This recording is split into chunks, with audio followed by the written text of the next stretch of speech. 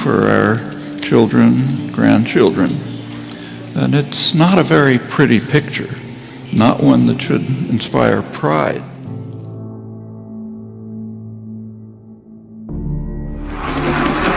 Friday Night Lights. Part of American tradition for as long as most of us can remember. It's a really big deal. It means a lot. But the American flag not welcome for students to wave inside this stadium last Friday night. In a video shared on Twitter, a police officer is asking Brandon Conrad to leave. The flag being a symbol of our country and everything being taken away from us, it's kind of a double standard almost. An uproar in South Carolina after a high school bans the American flag from a football game. It happened over the weekend. Travelers Rest High School opposing rival Berea High, which has a large Hispanic population.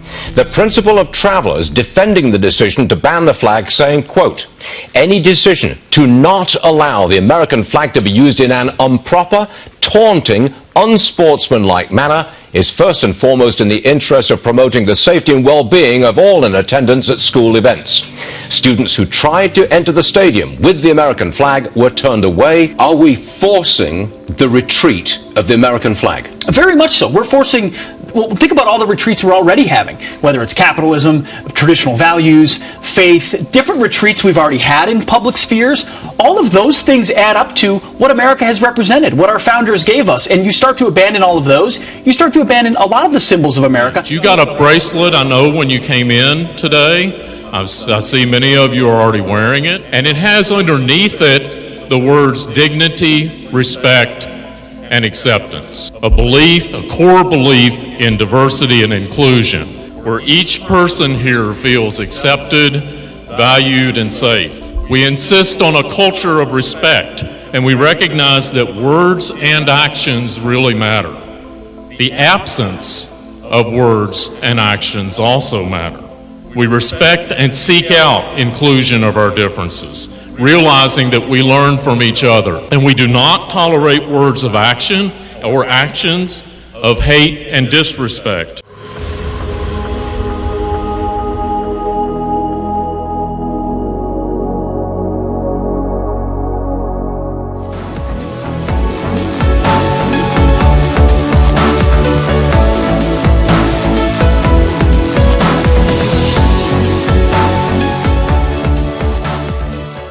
Preschoolers receiving support from the New South Wales Department of Education to change gender.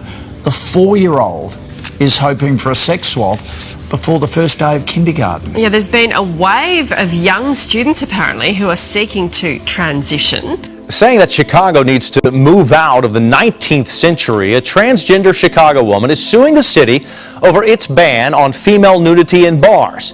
The federal lawsuit says it's unfair that men can perform in bars bare-chested, but not women. And even now, riding the subway, ignoring the sneering glances at my lipstick and legs. 23-year-old B. Sullivan Knopf is a self-described queer transgender woman, poet, playwright, and performance artist.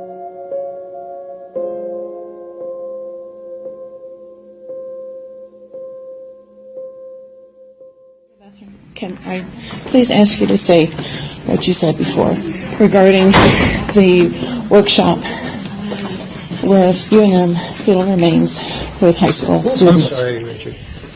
Yes, we had a faculty member who, in fact, obtained some tissue, and during one of these summer workshops, dissected. I think 1 or 2 fetal brains. Is that from Dr. Boyd's? Oh, I'm not sure exactly where it is.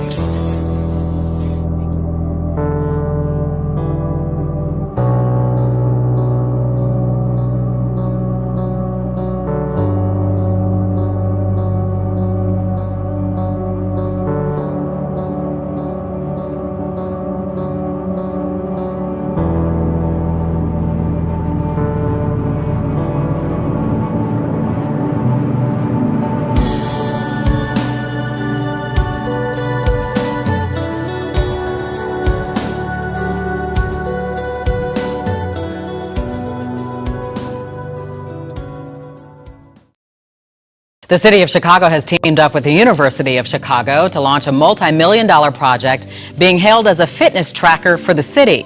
But there are some Chicagoans who believe the array of things is just another way of gathering information about us. They're going up throughout the city, dozens of beehive-looking sensors designed to gather information on an urban scale. Chicago becoming the first city in the nation with its very own fitness tracker. It's all part of an ambitious project known as the Array of Things. They're designed to help us capture data about the environment and the activities and the infrastructure across the city of Chicago. 50 of these nodes are currently being installed on light poles and buildings in the Loop and other selected neighborhoods, with as many as 450 more to go up by 2018. And like the fitness tracker helps you change your behavior, this will give us data to help us make changes in how the city operates. It's always wonderful to be here, even if it's only for a day. It's even rarer that not one but two hurricanes are set to pass through the islands over the next few days. And Hawaii is bracing for a double whammy as two storms bear down on the state. Few people understand, I think, the stakes better than our Pacific Island leaders, because they're seeing already the impact. Rising temperatures and sea levels pose an existential threat to your countries. And while some members of the U.S. Congress still seem to be debating whether climate change is real or not, many of you are already planning for new places for your people to live. Crops are withering in the Marshall Islands. Kiribati bought land in another country because theirs may someday be submerged. High seas force villagers from their homes in Fiji. And no nation, not even one as powerful as the United States, is immune from a changing climate.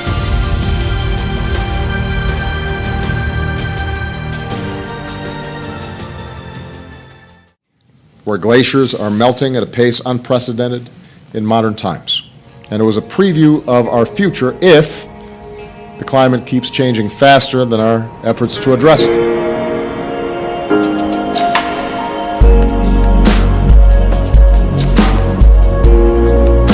Face the State. I'm Ariana Bennett. Thank you for staying with us. Well, according to NASA research, last year saw the warmest surface temperatures on Earth that we've seen since modern record keeping began in 1880. Now, 2015 is part of a trend of warming we've seen escalating over the last 35 years.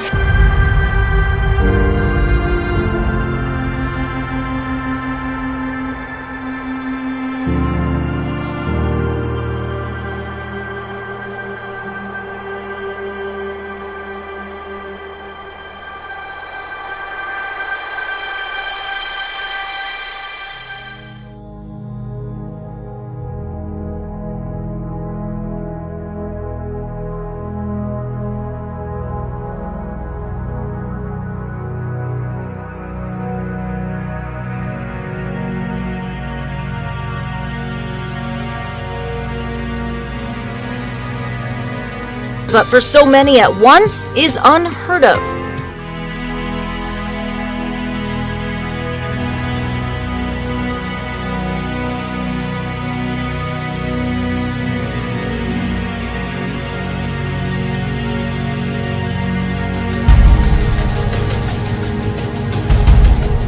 It's not something you see every day, so just kind of surreal to see it. Anderson's husband has been working with cows his entire life. She says he has never had anything like this happen. Not any of his, and especially not to this magnitude.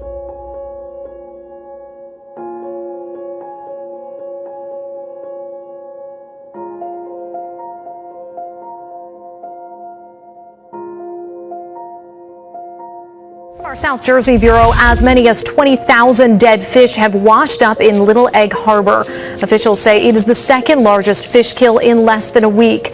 A bit of deja vu. This comes just a day after crews finished cleaning up a large fish kill in the area. I've been here in this marina for 4 years now, and I've never seen a fish kill like this.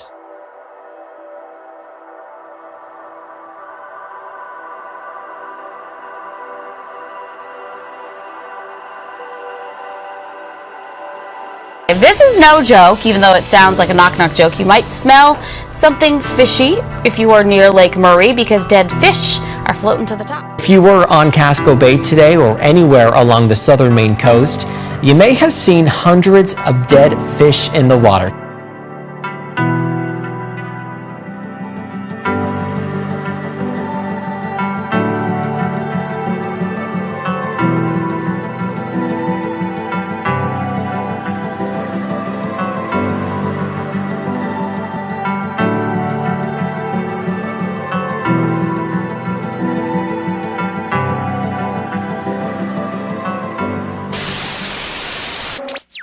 At home, we just felt an earthquake right here in the studio. Lights were shaking, desk was shaking, building was shaking. We bring in meteorologist Joe Loria. Joe, what just happened? Yeah, we're trying to figure it out. I do know it was felt as far south as Oklahoma because I'm seeing some tweets from there. But I've gone through some earthquakes back east when I was growing up in New York. I've never ever felt anything. That was a pretty big rumble. The desk was really shaking. What we just so were the lights. Lights were shaking, and this entire studio is just concrete.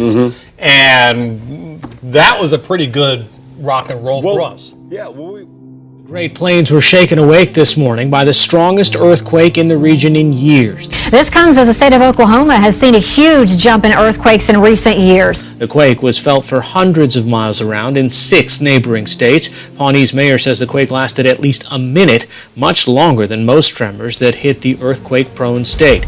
I said, is this the end? Is Jesus coming back? Order, therefore, and the maintenance of a stable and just global order require that this institution we call the United Nations continue and be strengthened into the future.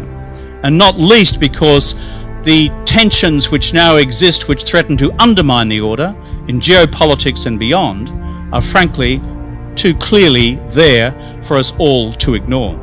The effective implementation and measurement of existing major UN global initiatives and decisions, most particularly Agenda 2030. August in Milwaukee, making the history books. The city had 24 homicides last month, the highest total since July of 1991. Startling new crime stats for Chicago reveal we already have the same number of murders this year as all of last year.